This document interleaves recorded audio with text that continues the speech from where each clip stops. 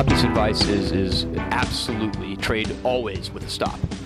The reason for this is because you're not going to be able to predict what's going to happen in the market.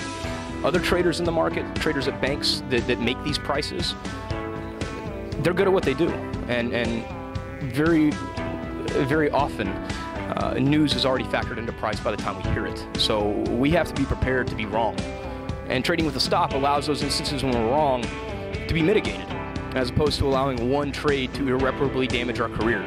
So the number one piece of advice I have for new traders: always trade with a stop, always trade with a stop, always trade with a stop.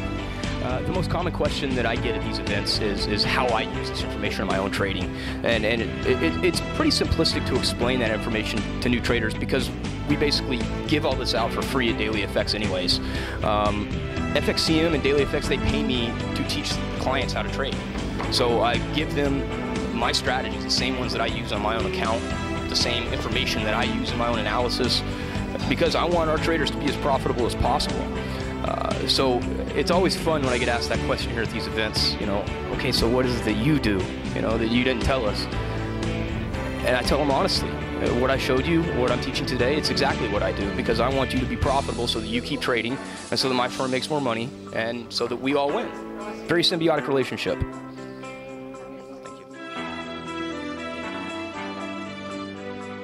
The biggest risk facing traders right now is regulation.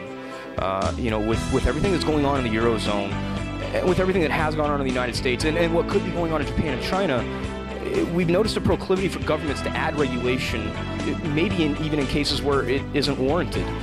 That could add a massive obfuscation to a trader's long-term profit objectives.